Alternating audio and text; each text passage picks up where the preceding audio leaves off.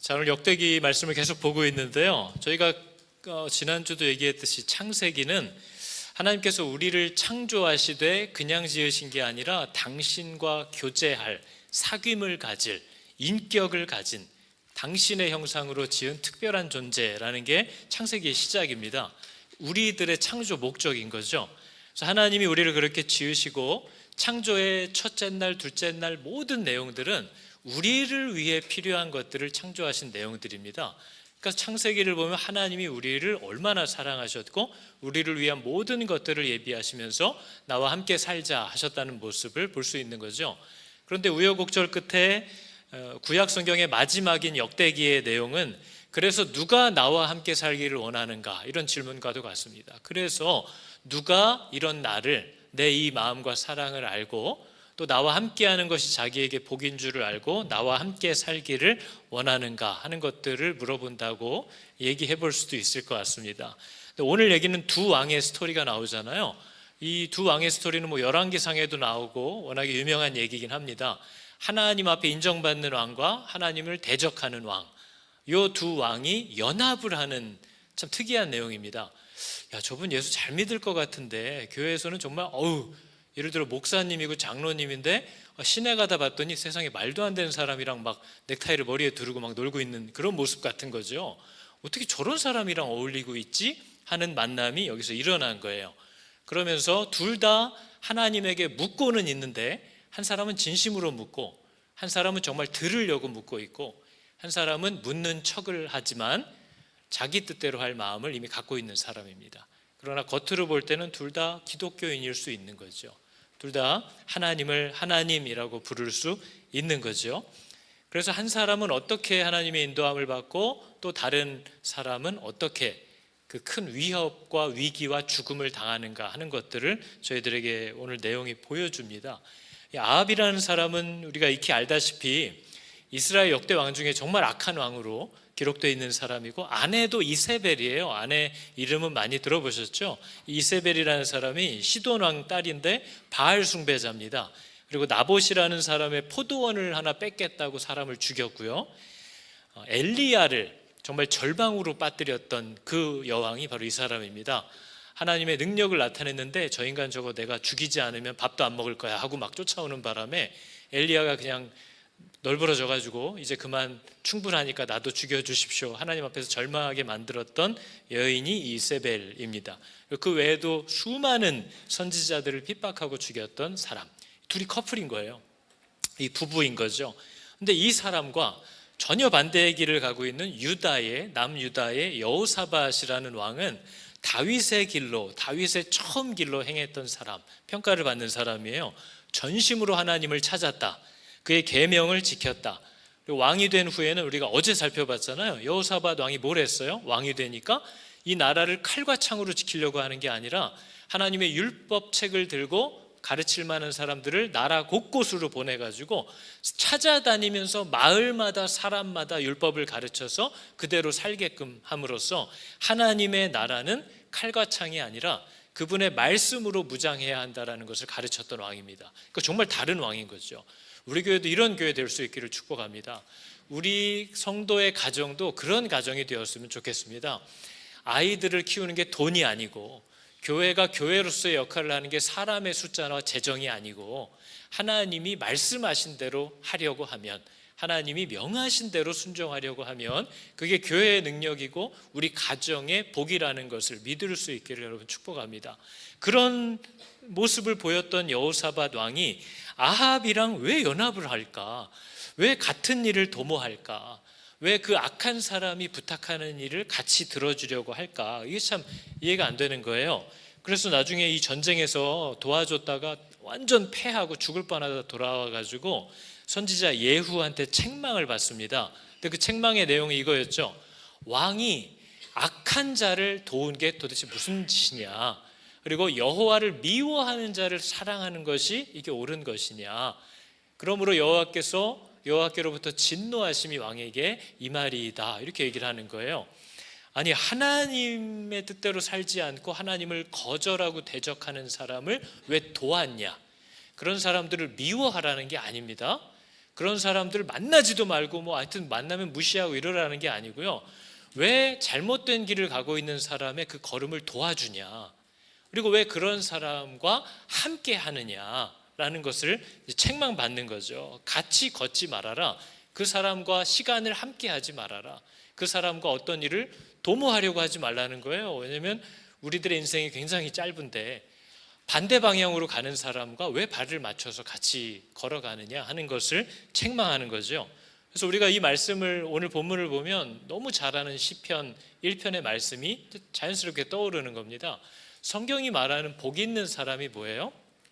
여러분, 이걸 그냥 설교로만 들으면 막 귀로 확확 지나가요. 근데 예수 믿는 사람이 이 땅을 살아갈 때 어떻게 살아야 복이 되는 건가 라는 걸 너무 명확하게 얘기하잖아요. 복이 있는 사람이란 악인들의 꾀를 따르지 않는 거예요. 이게 하나님의 방법이 아닌 거면 아닌 거예요. 그래도 우리 애가 어떻게 해야 되고 우리 남편이 어떻게 해야 되고 우리가 지금 먹고 살기가 좀 어떠니까 조금 따라가도 되는 그런 게 아닙니다. 복이 있는 사람은 악인들의 꾀는 따르지 않아요. 죄인들이 가고 있는 그 길, 그 행위들을 같이 따라하지 않아요. 또 뭐예요? 오만한 자들의 자리에 앉지 않아요. 단순히 뭐만 안 하면 되는 게 아니고요, 정말 해야 될 걸 하라는 거죠. 여호와의 율법을 즐거워하여 신뢰하는 거죠. 주야로 그의 율법을 늘 품고 살아가는 사람이 복이 있는 사람이다. 힘이 있는 사람이다. 능력이 있는 사람이다. 세상은 이런저런 모습을 얘기하고 너 이런 거 준비 안 하면, 저런 거 없으면, 이런 자리에 가지 않으면, 이런 사람과 함께하지 않으면 하고 우리의 마음을 불안하게 하지만, 하나님이 창조한 사람과 하나님이 만든 세상과 하나님이 섭리로 이끌어 가시는 이 세상은 그의 성공 여부가 하나님의 말씀과 법대로 그분과 동행하려고 하냐 안 하냐에 달려있다라는 이 믿어지지 않는 얘기를 저에게 하고 있는 겁니다. 그래서 그게 바로 이 땅에서 사람답게 행복하게 성공적으로 살 수 있는 방법은 다른 게 아니라 오직 여호와께서 우리에게 부탁하신 대로 그 방법대로 사는 거다라는 걸 우리에게 얘기하고 있죠. 근데 문제는 내가 이게 믿어지냐 하는 겁니다. 내가 이게 과연 받아들여지고 있는가 하는 거죠. 오늘도 보면 여호사밧이 연합한 이유는 뭐 두 가지 정도를 살펴볼 수 있는데, 하나는 저희들과 비슷한 거예요. 나쁜 나라지만, 하나님을 떠난 나라지만 워낙에 크고 경제적으로도 훨씬 우리보다 부유하고 국력도, 군인들도 훨씬 많아요. 그러니까 이런 나라와 또 이렇게 동맹을 맺어 놓으면 우리 경제적으로도 조금 도움이 되고 나중에 전쟁이 났을 때도 도움을 받을 수 있으니까 그런 유익이 있는 거죠. 우리 유다의 경제적인 번영과 국력에 도움이 될 것 같다 해서 하나님이 기뻐하시지 않는 길을 가는 사람과 손을 잡았다 하는 거예요. 그런데 뭐예요? 우리도 먹고 살려고, 혹은 내가 이렇게 젊은데 지금부터 이런 거 준비해 놓지 않으면 안 되니까 하는 이유 때문에 하나님의 명령과 하나님의 방법보다 일단은 세상의 방법대로 조금 성공과 입지를 어떻게 다져 놓고 너무 세상으로 넘어가기 전에 다시 하나님께 돌아와서 잘해봐야지, 이런 허튼 꿈을 꾸는 분들이 있습니다. 근데 여러분, 마귀는 그렇게 호락호락한 존재가 아니에요. 그 미끼를 이렇게 혀로 한번 핥았다가도 그냥 코각겨서 끌려가는 수가 있는 게 이 땅의 현실입니다. 근데 이런 모습들을 우리에게 보여주고 있는 거죠. 경제적으로 도움이 되니까. 우리가 하나님을 우선순위에서 뒤로 미루는 이유가 대부분 이런 거거든요. 돈, 먹고 사는 거, 세상에서 안정적인 위치를 준비하는 것, 이런 것 때문에 하나님이 뒤로 밀려나는 일이 그때나 지금이나 똑같다는 것을 우리들에게 보여줍니다. 그리고 또 하나는 이게 교회 다닌 분들의 고질적인 병인데요, 이렇게 착한 어린이 증후군 같은 게 있어가지고요, 그냥 좋은 게 좋은 거예요. 싸웠으면 화해해야지, 나뉘어졌으면 다시 하나로 연합해야지, 묻지도 않아요. 그냥 그게 맞는 거야 라는 공식이 우리 안에 있어서 겉으로 보면 예수 믿는 사람 같아요. 되게 용서도 할 줄 알고 참을 줄 알고 참 그런 것 같아요. 근데 이게 하나님께 순종함으로, 오늘 여호사밧 왕이 얘기하잖아요. 왕이요, 그런 말 하지 마십시오. 내가 물어볼 때 선지자들이 내가 듣기 싫은 소리 한다고 안 물어보면 어떡합니까? 오늘 물으소서, 이렇게 얘기를 하는 거예요. 왜냐하면 하나님이 살아계시니까. 근데 저희들의 신앙생활의 위험함은 이런 겁니다. 신앙생활을 오래 하다 보면 예전에 그런 일을 만나봤거든요. 기도했었어요. 그때 하나님이 응답하셔서 순종했더니 잘 됐어요. 그러면 이제 그 비슷한 일이 또 생기면 이제는 안 물어요. 이제는 그때 그렇게 해서 됐어, 그때 하나님이 그렇게 하라고 하셨어 라고 한 내 지식과 경험이 오늘의 순종을 결정하게 만드는 거죠. 그때부터는 이제 하나님이 나의 주인이 아니라 내가 나의 주인이에요. 내가 가지고 있는 지식과 경험이 내가 섬기는 하나님이 되는 거죠. 그래서 나의 신은 내 배예요. 내가 그동안 살아온 구력대로, 경험대로, 지식대로 살아가는 자리로 나도 모르게 끌려갑니다. 굉장히 교묘한 마귀의 미혹이에요. 근데 하나님은 살아계셔서 어제 물었어도 오늘 똑같은 상황이어도 오늘 또 물어야 되는 겁니다. 그게 다윗이 잘했던 거예요. 내가 치러 가리이까 치러 가라. 쫓아가서 승리했어요. 다음에 또 그런 일이 생기니까 내가 올라가리이까. 그때는 하나님이 뭐래요? 올라가지 말래요. 뒤로 돌아가래요. 그러니까 우리는 늘 하나님께 묻고 살아가는 것을 우리의 본분으로 알아야지, 하나님과 쌓아온 경험을 가지고 내가 이제는 하나님 없어도 하나님 뜻대로 좀 살 수 있겠다, 나 이제 꽤 괜찮은 사람이 되었다라는 게 가장 위험한 기독교 안에서의 걸림돌입니다. 우리는 날마다 묻는 거예요. 가리이까 말리이까. 하나님께서 내게 명하시는 것, 원하시는 것, 내가 이 상황에서 어떻게 이 상황을 이해하고 어떻게 반응하기를 원하시는가를 물을 줄 아는 그 겸손함이 있으시기를 축복합니다. 아무리 많은 걸 경험했어도 오늘 다시 묻는 거예요. 왜냐하면 하나님은 살아계세요? 돌아가셨어요? 살아있어요. 살아계신 주, 찬양은 너무 잘하잖아요. 살아계신 주, 하나님이 살아계셔요. 그러니까 우리는 뭐예요? 묻는 거죠. 사장님이 계시는데 결제를 받아야 될 거 아니에요? 하나님께 계속해서 묻는다는 것은 이 사람이 하나님이 살아계신 줄을 정말 믿고 있다라는 정말 강력한 증거가 됩니다. 그래서 그런 것들을 가지고 물어야 되는데, 있었던 일들과 경험했던 것들을 가지고 살아가는 거죠. 그러니까 우리는 자꾸, 저한테 이제 가끔 신방을 하거나 할 때 집사님들이 화를 내는 것들이 이제 그런 거거든요. 목사님은 어차피 용서하라고 할 거잖아요. 항상 이제 막 울분이 쌓여 있는 거죠. 왜냐하면 교회는 이런 일을 당하면 이렇게 하라고 하니까, 그죠? 또 생각해 보면 거의 비슷하긴 해요. 그러나 그래도 물어야죠. 그래도 물어야죠. 아합이 오늘 상처가 뭐였어요? 한 번도 좋은 소리 들어본 적 없어. 근데 아합은 하나님을 잘 알아요. 자기가 왜 좋은 소리 못 듣는지도 정확히 알잖아요. 자기가 하나님 뜻대로 안 살잖아요 지금. 근데 하나님이 좋은 소리를 할 리가 없잖아요. 근데 오늘 미가야가 좋은 말을 했거든요. 하나님이 너 잘 될 거래, 너 승리할 거래, 전쟁하러 가래. 그랬더니 아합이 바로 알아차려요. 너 내가 거짓말하지 말라고 몇 번을 얘기했냐. 오늘 본문 얘기한 거잖아요. 내가 여호와의 이름으로 진실한 것 외에는 아무것도 말하지 말라고 몇 번이나 맹세하게 하여야 하겠냐. 그러니까 아합이 하나님을 정말 잘 알아요. 이렇게 하나님의 뜻대로 살지 않는 사람들을 형통케 하실 리가 없다라는 걸 알아요. 그런데도 서운하다는 거예요. 자기 마음대로 여전히 살겠다는 거죠. 하나님을 아는 지식은 있는데 그분께 순종하려는 마음은 없어요. 근데 여러분, 이게 아합만이 아니라 오늘날 많은 우리들의 상태입니다. 하나님을 알아요. 들은 게 있어요. 근데 싫어요. 그리고 아닌 것 같아요. 그리고 불안해요. 그리고 옆에랑 자꾸 비교가 돼요. 교회만 왔다 가면 맞는 것 같은데, 금방 또 문 열고 나가면서 찬바람이 휙 불면, 이거 또 세상에서 막 애써서 방법대로, 세상 방법대로 뛰고 있는 내 주변 사람들의 삶이 또 보여지면서 마음이 불안해요. 그게 여러분, 우리가 믿음으로 세상을 살아갈 때 만나는 어려움들이에요. 그게 우리가 바로 전쟁해야 될 것이에요. 이 믿음을, 이 생명을 붙잡고 전혀 이것을 염두에 두지 않고 자기들이 맞다고, 이거 아니면 큰일 난다고 달려가고 있는 그 사람들 앞에서 이것이 눈에 보이는 그것보다 더 온전하고 성취될 일들이라고 하는 믿음이 내 안에 있냐. 그게 없으면 그렇게 살지 못하는 거죠. 그래서 이러한 이유들 때문에 이 여호사밧이 아합과 좀 도움이 되지 않을까.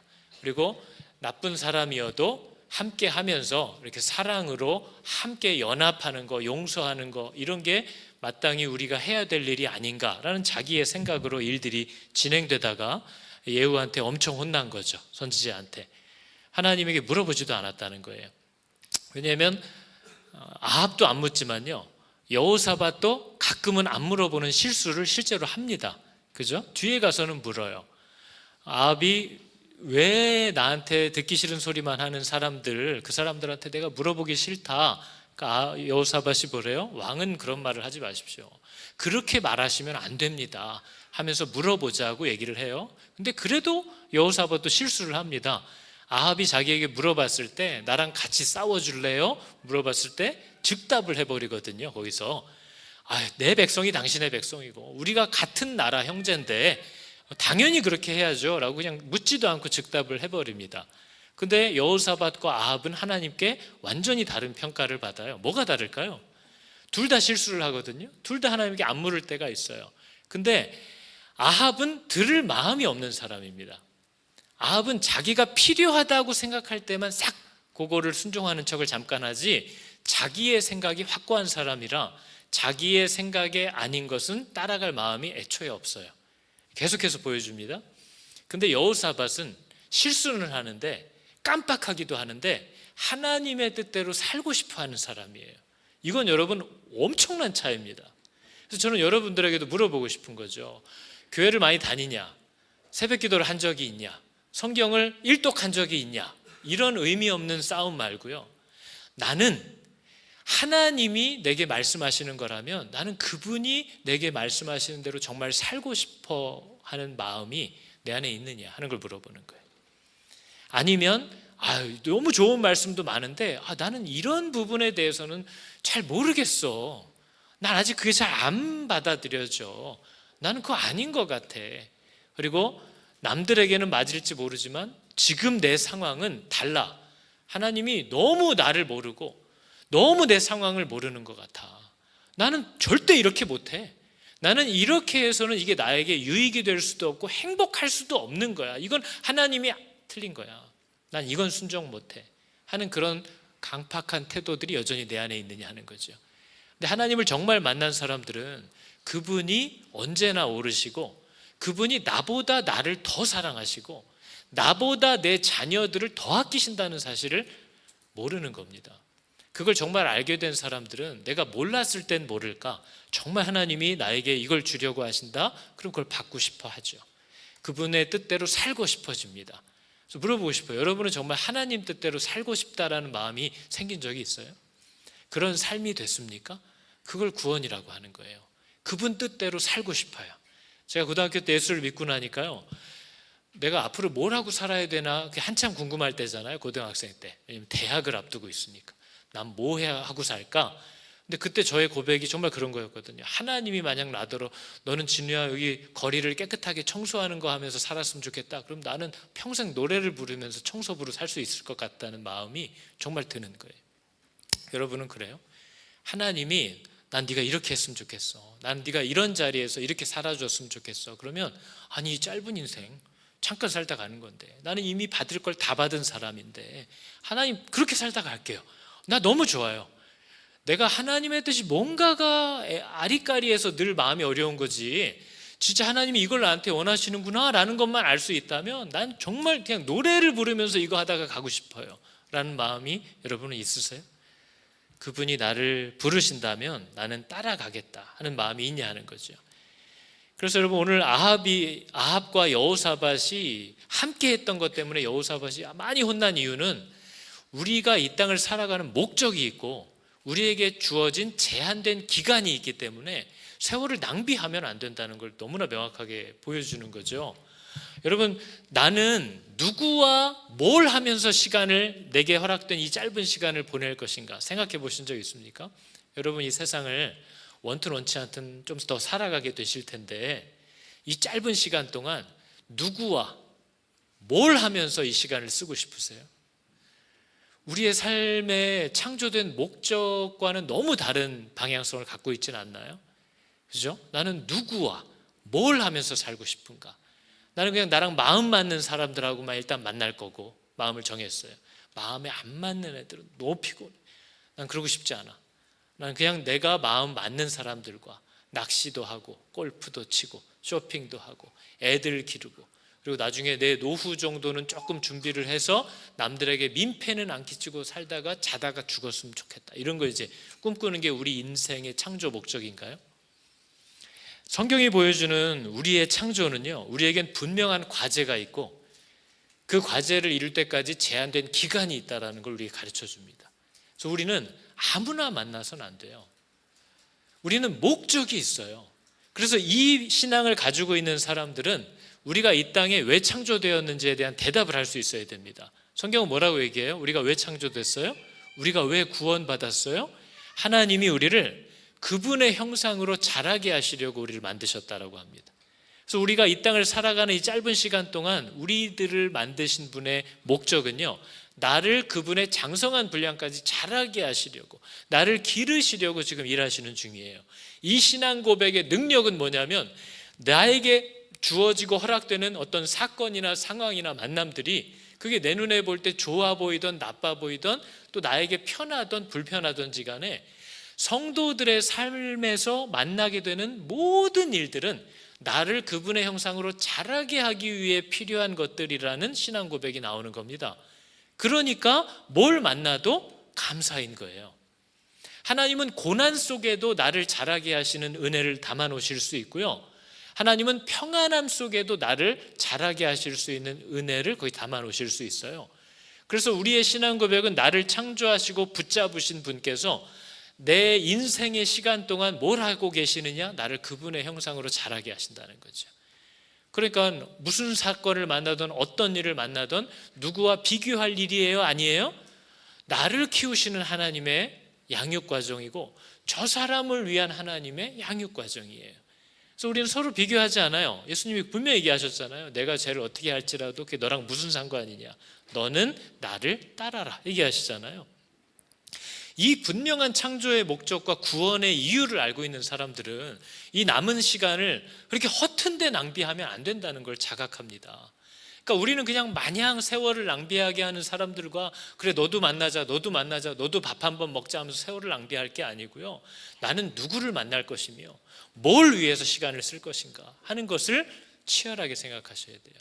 성도는 황희정승처럼 너도 맞고 허허허 하는 사람들이 아니에요. 그 누가 만든 기준이죠? 하나님의 말씀대로 살아가는 사람들은요, 때로 세상에서 불링을 당하고요, 믿는 사람들 안에서도 오해를 받게 됩니다. 그리고 하나님의 뜻이 저 사람은 이해하지 못할지라도 나에게 말씀하시는 하나님의 뜻대로 순종하면서 살아보려고 애를 쓰면 불편한 일들을 셀 수 없이 만나요. 저 사람에게 미안할 수밖에 없는 결정들을 할 수도 있어요. 그래서 때로는 굉장히 단호한 결정들을 해야 되고, 때로는 우리가 예수 믿고 살아가는 초점이 뭐예요? 이게 하나님의 영광을 드러내는 것인가? 그러면 싫어도 해보는 거죠. 근데 이게 하나님의 영광을 드러내는 게 아니에요. 그러면 하고 싶어도 안 하는 거죠. 근데 이거는 하나님의 영광을 드러내는 것도 아니고 하나님을 욕먹이는 것도 아니고 해도 그만 안 해도 되는 그런 거예요. 그러면 바울의 입장은 뭐예요? 그럼 그딴 걸 왜 하냐? 시간 없는데. 해도 되고 안 해도 되고 하는 것들에 나는 시간을 쓰고 싶지 않다. 그게 성도들의 되게 명확한 초점이라는 거예요. 그러니까 여러분, 우리가 교회 안에서도 가정 안에서도 세상을 살면서도 우리의 초점은 뭐예요? 나의 창조 목적이 뭐냐? 나는 누구를 만날 것이며 뭘 할 것인가? 그리고 이게 도움이 되는 만남이냐 아니냐 하는 걸 분별할 줄 알아야 되는 거죠. 근데 이런 분별력이 없으면 여호사밧처럼 하나님의 은혜를 받고도 아합 같은 사람들하고 이렇게 허허허 하고 시간 보내다가 그 사람 두드려 맞을 때 같이 반쯤 불에 그슬려 가지고 도망 나오는 거예요. 그러니까 그런 어리석은 삶을 살지 말라고 저와 여러분에게 얘기합니다. 그래서 여러분, 여호사밧은 진실함으로 하나님의 뜻대로 살고 싶어 했다고 했잖아요. 그래서 하나님이 그 사람을 온전하다고 얘기하는 거예요. 우리가 지난주 나눴잖아요. 우리는 완전할 수는 없어요. 근데 하나님이 우리에게 찾는 건 온전한 마음이에요. 최선인 거죠. 내가 하나님께 할 수 있는 최선을 다하려고 할 때 하나님은 그걸 완전함으로 받으신다는 거예요. 그러니까 나는 완전하지 못해, 또 실수했어, 난 하나님 앞에 나갈 자격이 없어, 이게 마귀가 주는 생각이라고요. 너는 완전하지 않으니까 온전한 척도 하려고 하지 마. 너 그거 위선이야. 너가 하나님 기뻐하시지 않아. 근데 하나님의 얘기는 뭐예요? 나를 향하여 내가 할 수 있는 최선을 다하여 하나님을 쫓아가고 싶어하는 사람의 그 온전한 마음을 하나님은 완전하다고 얘기하시고 의롭다고 덮어주신다라는 얘기를 하는 거예요. 그러니까 문제는 뭐예요? 내가 하나님에 대하여 진짜 온전한가 묻는 거죠. 나 하고 싶은 거, 내 기분 나쁜 거 다 하고 안 하고 다 내 챙긴 다음에 우선순위도 내가 하고 싶은 위주로 다 해놓은 다음에 하나님 이 정도가 내 최선입니다. 하나님은 알아요. 그게 최선인지 아닌지. 근데 하나님의 뜻대로 살고 싶어요. 그 온전한 마음이 있으면 하나님이 그 사람을 완전하다고 얘기해 주신다는 겁니다. 그러니까 여러분, 우리의 질문은 이거예요. 난 정말 하나님의 뜻대로 살고 싶은가? 나는 정말 하나님께 순종하면서 살고 싶은가? 제가 신방을 하면서 물어보지만 그러지 않은 분들이 많아요.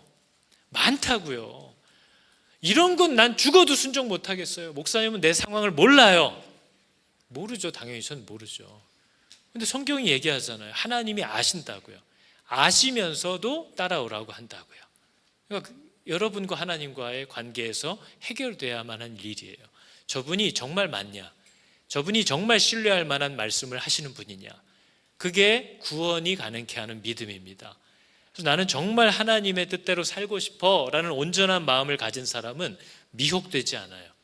어떤 게 하나님께로부터 온 거고 아닌지를 분별할 수 있고, 분별하지 못할 때 나를 붙잡아주고 건져줄 수 있는 아버지가 있습니다.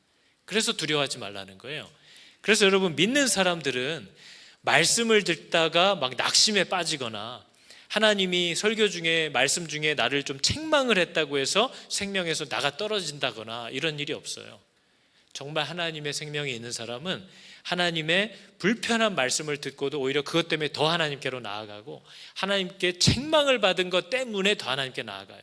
그러나 생명이 없는 사람은 내가 불편했기 때문에 하나님으로부터 떨어지고, 하나님이 나한테 책망하셨다고 또 하나님으로부터 멀어집니다. 그래서 이게 알곡의 비유와 똑같아요. 진짜 생명이 있는 알곡들은 하나님이 키로 계속 치잖아요. 나를 계속 탁탁탁 때리잖아요. 그럼 알곡들은 점점 농부에게로 가까이 다가와요. 하나님의 키질을 통해서. 근데 쭉정이들은 키질을 당하면 점점 농부에게서 바깥으로 날아가서 떨어져요. 제가 한 얘기가 아닙니다. 성경이 얘기하는 거예요. 하나님의 생명을 받은 사람은 하나님의 회초리를 맞을수록 더 가까이 다가와요. 생명이 없는 사람들은 하나님이 손만 들어도 내가 이럴 줄 알았어 그러고 도망가요. 그 얘기를 하는 거예요.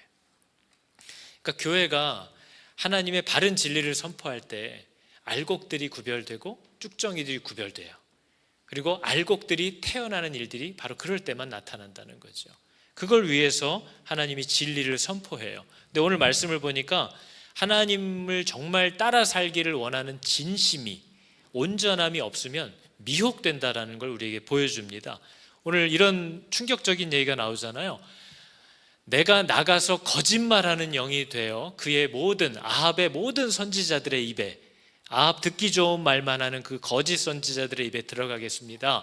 여호와께서 이르시되 그래 속일 수 있고 그렇게 되리라 얘기를 하셨다는 거예요. 야, 하나님이 거짓말도 시키나? 뭐 이런 생각이 들잖아요.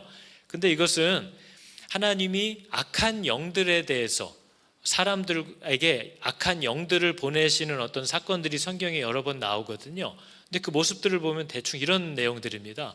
하나님께서 아비멜렉과 세겜 사람들 사이에 악한 영을 보내심에 아비멜렉이 막 형제들까지도 막 죽이도록 도와요. 이런 사단이 벌어집니다.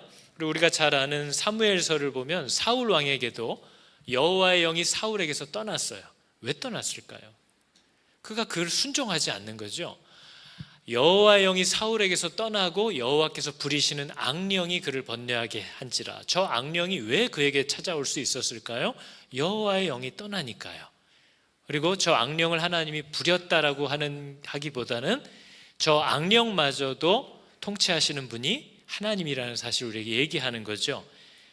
그래서 우리가 보는 계시록의 말씀이 이 세상이 어떻게 돌아가냐, 할렐루야, 주 우리 하나님 곧 전능하신 이가 통치하고 계시다. 그래서 그분의 뜻대로 살고 싶어하는 온전한 전심을 가진 사람들은 그 아버지께서 보호하시고 어떤 게 아버지의 음성인지를 분별할 수 있도록 도우신다는 거예요. 근데 자기 뜻대로 살고 싶어하는 사람, 자기 계획이 있는 사람, 하나님을 따라 살 마음이 아직 그 신뢰가 없는 사람들은 자기 욕심에 미혹될 거라고 얘기하는 겁니다. 자기 욕심에 미혹되어서 이게 누구로부터 온 건지를 모를 거라는 거예요. 그래서 제가 교회에서 가끔 신앙생활을 정말 안 하는 분이에요. 그냥 어떻게 해야 자기가 유익이 되는가가 우선순위인 사람들이에요. 청년 중에도 많잖아요. 근데 그런 친구들이 꼭 어디 중요한 결정을 해야 되거나 배우자를 만나서 남자 여자친구를 만날 때 보면은 꼭 저한테 와서 응답받았다는 거예요. 목사님 응답받았대요.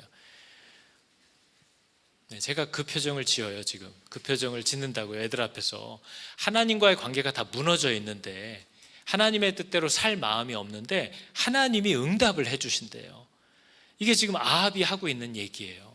하나님과의 관계가 깨져 있는데 자기의 욕심이 하나님의 음성처럼 들리는 거죠.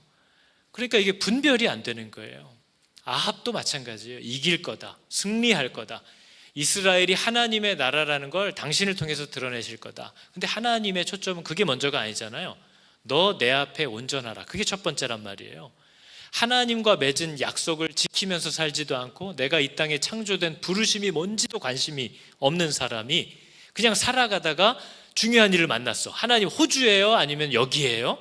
이거 갑자기 물어보면 하나님이 그때 쫙 응답을 하시는 게 하나님의 초점인가요? 하나님은 그런 어려움과 혼란스러움을 만났을 때 하나님이 제일 먼저 해주고 싶은 건 너 나와의 관계부터 온전케 하라. 그게 먼저죠. 그래 왼쪽이야. 이거 가르쳐 주게 생겼어요? 우리가 집에서 자녀를 키울 때도 시키는 거 하라는 거 제대로 하나도 안 하다가 엄마 토요일에 나 시내 나가도 돼? 그러면은 뭐라고 그래요? 그럼 엄마가 픽업을 이 얘기가 먼저 나와요? 그럼 이놈의 자식아가 먼저 나와요? 이놈의 자식은 하라는 건 하나도 안 하고 무슨 시내를 놀러 간다고 난리야. 저희 애들 얘기 아닙니다. 오해요. 가서 너 그랬니? 이거 물어보지 마세요. 가정을 어렵게 만들지 마십시오. 막 그런 얘기부터 먼저 나오죠. 너 하라는 것부터 먼저 하지. 지금 친구 만나고 놀러 나가는 게 먼저냐? 이 얘기가 먼저 나오잖아요. 내가 하나님 뜻에 관심도 없고 내 맘대로 살고 하나님이 뭘 기뻐하는지도 생각도 안 하고 사는 내가 하나님이 나에게 주고 싶어 하는 게 호주야 혹은 이 남자야 그래 그 여자야 그걸 얘기해 주고 싶으시겠어요? 너 내 앞에서 온전해라. 너 나와 맺은 약속 앞으로 돌아와라. 그게 먼저겠죠. 근데 이 아합의 모든 질문의 초점은 항상 뭐예요? 우리가 길르앗 라못으로 싸우러 가랴 말랴. 이게 하나님 앞에 나올 때 물어보는 유일한 말이에요. 이 남자 맞아요? 아니에요? 그러면 지금 부모의 마음은 뭐예요? 이 남자냐 저 남자냐가 중요한 게 아니라 너 지금 그러다 죽어. 너 그러다 큰일 나. 너 내 앞으로 행하여 완전해라. 그 얘기를 먼저 하시겠죠. 그래서 저는 하나님과의 관계, 그분을 따라 살려는 마음의 방향성이 아직 생기지도 않은 사람들이 자꾸 응답을 받았대요. 확실하대요. 목사님 몰랐죠. 나도 깜짝 놀랐는데 장로님 아들이래요. 걱정이 더 되는 거죠. 교회를 다니지도 않는데요. 얘도 방황했는데요. 방황했으니까 같이 만났겠죠. 방황하다 만났겠죠. 그죠? 근데 얘도 세상에 기도했대요. 막 그런 걸 어떻게든 짜집기를 하는 거예요. 막. 근데 그런 걸 보는 게 아니라 그 사람이 평소 그동안 어떻게 살아왔냐를 봐야 될 거 아닙니까? 우리가 정치인들의 공약을 볼 때도 뭐예요? 이 사람이 뭘 얘기하냐를 먼저 볼 게 아니라 그동안 어떻게 해왔냐를 봐야죠. 그동안 공약한 걸 지켜왔냐 아니냐를 봐야 될 거 아니에요. 여러분 서로 만나면 다 좋은 얘기합니다. 오늘 아합 왕이 여호사밧이 봤을 땐 너무 괜찮은 사람이에요. 왜냐하면 둘이 사돈 관계를 맺었단 말이에요. 그래서 아합 왕이 자기 딸을 며느리로 여호사밧에게 줬기 때문에, 그리고 또 자기가 지금 전쟁을 하러 가야 되는데 군사가 필요하니까 얼마나 잘했겠어요 여호사밧에게. 오늘 보니까 막 여호사밧 일행을 맞이하려고 양과 소와 막 짐승을 엄청 잡았대잖아요. 그 앞에서 얼마나 그냥 그 입에 발린 말들을 열심히 했겠어요. 왜 이렇게 신나는 음악이 춤을 출 뻔했죠. 막 그렇게 하니까 이 사람이 볼 때는 이 사람 꽤 괜찮은데. 저희도 교회 안에 그러잖아요. 누구는 너무 나쁜 사람이야 라고 하는데 내가 만나보니까 나쁜 건 아닌 것 같아요. 이 사람 너무 좋은 사람이에요. 왜냐하면 우리도 어떤 사람에게 있어서는 별로 마음이 안 가고 내가 좀 좋아하고 내가 좀 뭔가 유익이 있을 것 같은 사람한테는 잘하니까 사람마다 평가가 다르죠. 그러니까 나는 도대체 함께 할 사람을 어떻게 분별할 수 있을까? 어떻게 분별할까요? 저 사람이 나한테 어떻게 하느냐를 보면요, 사람마다 다 평가가 달라요. 그 사람을 알 수가 없어요. 저는 너무나 많이 봤거든요. 교회를 그렇게 안 하고 사고를 맨날 치던 애가 좋아하는 애가 생기면 세상에 목사 될 것처럼 행동하는 걸 늘 보니까요. 그러니까 그렇게 행동해서는 분별을 할 수가 없다니까요. 그렇게 교회에 나오고 그렇게 목사님의 주례를 받고 축복 속에서 결혼하고 싶다고 그러고, 그리고 결혼을 하고 나면 교회 안 와요. 그러다 언제 나와요? 유아 세례할 때 와요. 그런 인생이 되는 거예요. 그런 인생이. 이 사람이 정말 함께할 만한 사람인가를 보는 건 그 사람이 나에게 어떻게 하느냐가 아니라 그 사람이 하나님을 어떻게 여기고 사는가를 봐야 돼요. 그 사람이 하나님을 어떻게 대하고 사는가. 왜냐하면 하나님을 대한다는 건요, 기도를 잘한다거나 성경 구절을 많이 외운다거나 예배 드릴 때 막 아멘 아멘 한다거나 이런 걸 얘기하는 게 아니에요. 하나님이 성도들에게 요구하는 건요, 대부분 그 사람의 일상에서의 순종을 요구하는 거예요. 돈을 어떻게 쓰냐, 사람을 어떻게 대하냐, 시간을 어떤 식으로 쓰냐, 하나님이 명하신 우선순위대로 자기의 가정을, 자기의 형제자매를, 세상을 대하려고 하느냐, 그 사람이 성도로서 교회에서 세상에서 어떻게 사는가를 옆에서 지켜보면 알아요. 그게 그 사람의 진짜 모습인 거예요. 그리고 그 사람이 그게 바로 앞으로 나를 대해줄 모습인 거예요. 사랑하고 신뢰를 약속한 사람에게 한결같은 성실함으로 그 약속을 지켜나가는 사람이냐 아니냐 하는 건 나에게 대하는 걸 봐서는 알 수 없어요. 그 사람이 하나님을 어떻게 대하는지, 하나님을 어떻게 대해왔는지를 보면 아는 거죠. 그래서 그게 가장 중요해요. 근데 아합이 그러지 않았다는 거죠. 여호사밧이 그러지 않았다는 거죠. 그래서 우리가 하나님께 물을 때는 가랴 말랴 이런 거 물어볼 때 묻는 게 아니고요, 나는 정말 하나님이 내게 요구하시는 대로 살고 싶다라는 그 마음이 내 안에 있어야 한다는 겁니다. 그래야 이게 하나님으로부터 오는 음성인지 아닌지를 알 수 있다는 거죠. 그래서 여러분, 오늘날의 싸움은요, 안 믿는 세상과의 싸움이 아니에요. 안 믿는 세상은 저희들에게 관심도 없습니다. 저희들에게 관심도 없어요. 그리고 오히려 안 믿는 사람들은 뭐 얘기하면 이렇게 들어주는 척이라도 하려고 해요. 그냥 너 믿으니까. 난 안 믿지만. 근데 오늘 말씀도 그렇지만 엘리야 선지자는 바알 선지자 450명하고 갈멜산에서 전쟁을 했거든요. 근데 오늘 보면 미가야 선지자는 자칭 여호와의 선지자라고 하는 사람 400명하고 싸웠어요. 그러니까 참 성도와 자칭 성도들 간의 싸움이 세상에서도 교회에서도 가정에서도 있어요. 자칭 성도인 사람들이 하나님의 말씀이 아닌 야 너만 예수 믿어? 나도 왕년에 하면서 그가 가지고 있는 개똥 철학들을 교회 안에서, 가정 안에서 막 쏟아놓기 시작하거든요. 그러면 교회가 그 방향으로 막 가기 시작하는 거예요. 그래서 하나님의 말씀이 기준이 되고 우리가 말씀의 사람이 되어야 하는 이유가 뭔지가 너무나 분명하게 나오는 거죠. 그래서 오늘날도 우리 교회 안에는 여호와를 아는 지식이 없는 사람들의 열심히 이끌어가는 모습들이 굉장히 많습니다. 하나님이 원래 얘기하는 게 아니에요. 그 방향이 아니에요. 그런데 지식이 없어서, 그리고 교회 생활을 오래 하다 보니까 그들의 경험이 많은 방향들을 이끌어가고 제시하는 일들이 많은 거죠. 근데 우리 성도들은 이 안에서 뭐 하는 거예요?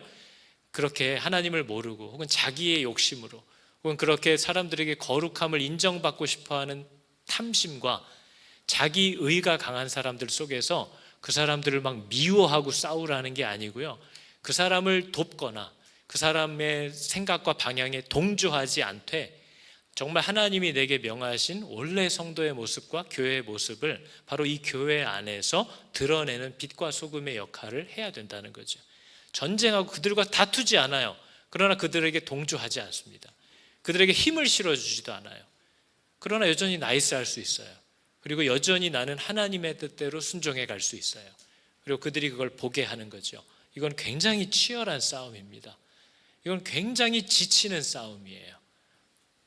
많은 모함과 오해를 받게 될 테니까요. 그게 우리 사도 바울을 비롯한 예수님의 많은 제자들이 유대인들에게 받았던 핍박과 어려움들이 바로 그런 거예요. 너만 하나님 믿냐? 우리가 원래 정통이다 하면서 정말 진리를 가진 사람들을 공격한 거죠. 그래서 오늘 여호사밧이 예수를 믿는다는 거, 하나님의 나라의 백성이라는 것은 물어야 한다는 거예요. 하나님께 물어야 한다는 거죠. 오늘 물으소서 이렇게 얘기하잖아요. 히브리 단어에도 오늘이라는 단어는 정말 즉각성이고 하나님의 살아계심을 인정해야 한다는 것이고 그분을 의지해야 한다는 것을 굉장히 명확하게 밝혀주고 있는 거예요. 그래서 우리가 말씀을 받는다는 건 구약시대에 만나를 주워 먹는 것과 같아서 내일 먹을 걸 오늘 주실 수 없어요. 오늘 주워 놓으면 내일은 먹을 수 없게 돼요. 오늘 주시는 것은 오늘 위한 양식이에요. 하나님의 말씀도 똑같습니다. 하나님이 오늘 우리에게 은혜를 주셨다면 오늘을 살아갈 은혜예요. 내일을 살아갈 힘은 어디서 얻어야 되는 거예요? 내일 얻어야 되는 거예요. 왕년에 대단했던 은혜로 오늘을 살고 있을 줄로 착각하지 마세요. 그건 그 날에 살아갈 수 있는 은혜였어요. 그래서 우리는 늘 어쩔 수 없이 어떻게 해야 돼요? 이스라엘 백성 광야 40년처럼 날마다 하나님 앞에서 받아 먹어야 돼요.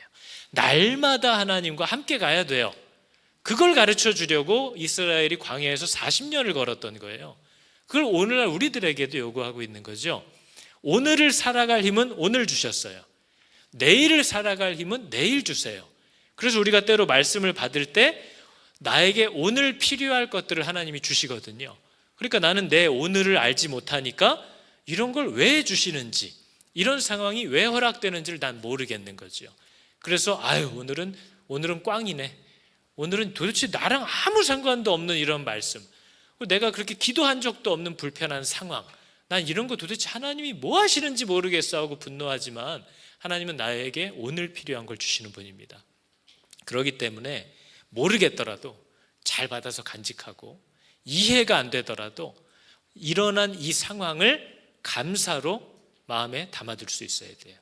그리고 이걸 어떻게 해야 될지를 하나님께 묻기 시작해야 하는 거죠. 믿음으로 물으면 듣게 됩니다. 해봤는데 안 되는데 또 물으래 하니까 안 들리는 거예요.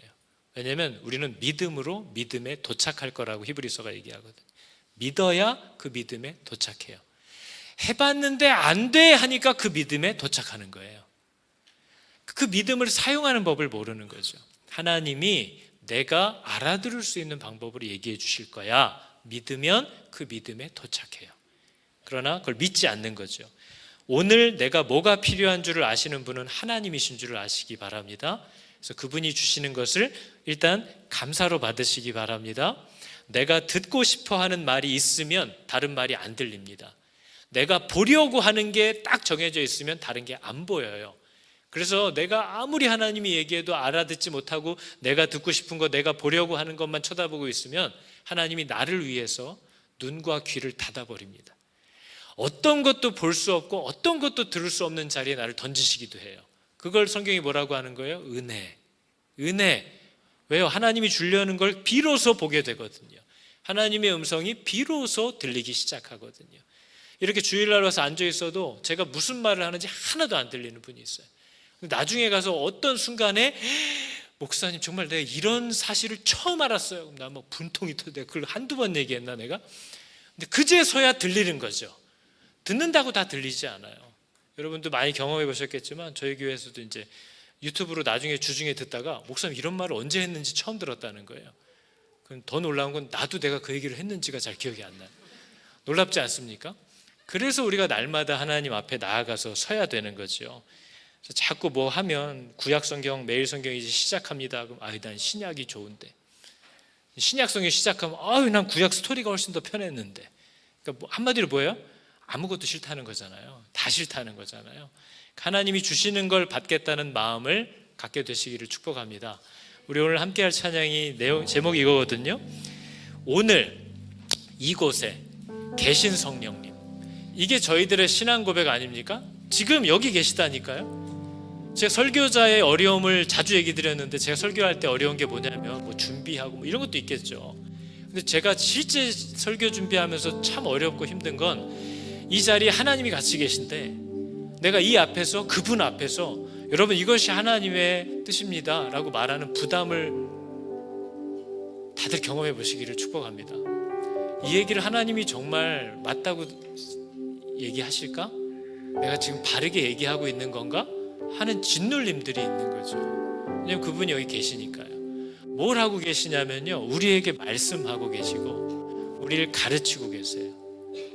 닫혀있는 마음을 보시면 그걸 열어주시고 그분의 빛으로 우리를 계속 인도해주고 계세요. 그래서 어떻게 하라는 거예요? 그분보다 앞서지 말라는 거예요.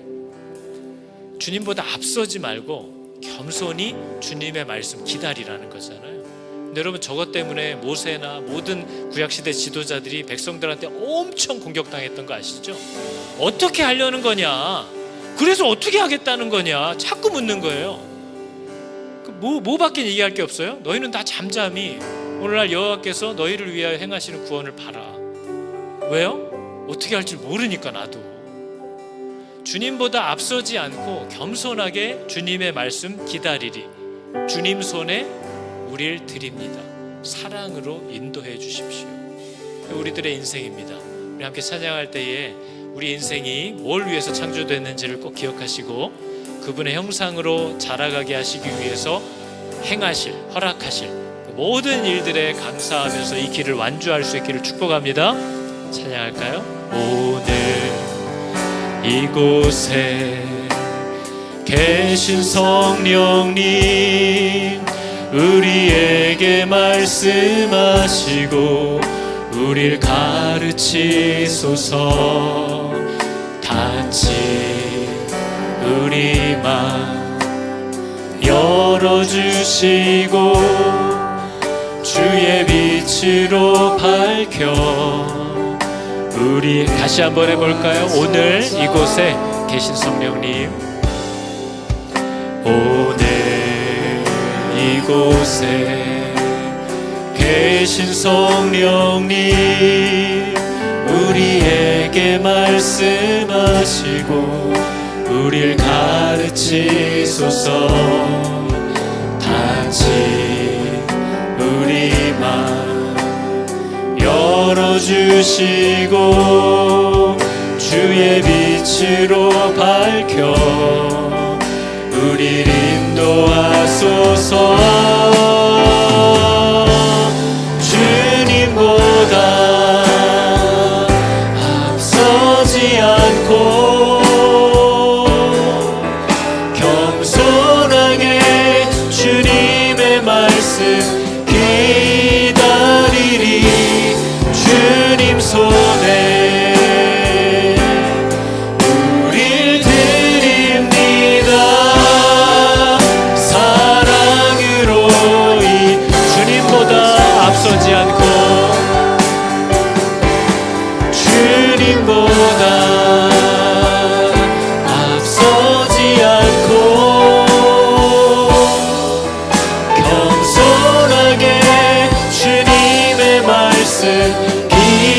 기다리리.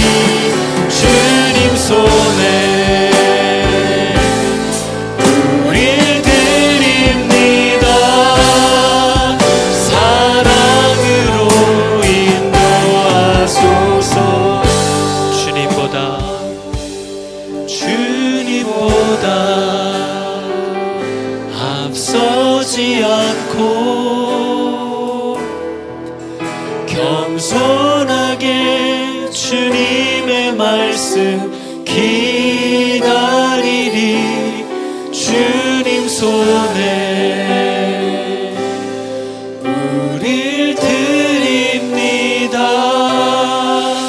사랑으로 인도하소서. 기도하겠습니다. 하나님, 누가 나와 함께 살기를 원하는가? 나와 함께 살기를 원하는 자들에게 내가 준 법이 무엇인지를 누가 알기를 원하는가? 하나님, 이 땅에 내가 창조된 분명한 이유가 있고 이 제한된 기간 동안 하나님이 내게 기대하시는 분명한 과제가 있다는 사실을 기억하게 하여 주사 당신의 장성한 분량, 그 형상으로 자라가기 위하여 하나님이 예비하시고 이끌어주시는, 또 만나게 하시는 모든 양육 과정들을 기쁨과 감사로 받아들일 줄 알고 소망과 담대함으로 그 시간들을 살아낼 줄 알게 하여 주셔서 세상의 빛과 소금이 되는 저희들이 다 되게 하여 주시옵소서. 아이들을 향해서도 부부간에도 또 성도들 간에도 부정적인 말과 비난과 원망으로 그 사람들의 마음을 낙심시키는 마귀의 도구가 되지 않고 하나님이 너를 기르신다, 하나님이 너를 인도하실 거야 얘기해주는 천사들이 다 되게 하여 주시옵소서. 여호와는 내게 복을 주시고 너를 지키시기를 원하며 여호와는 그의 얼굴을 비추사 은혜 베푸시기를 원하며 여호와는 그 얼굴을 너에게로 향하여 드사 평강 주시기를 원하노라. 아멘.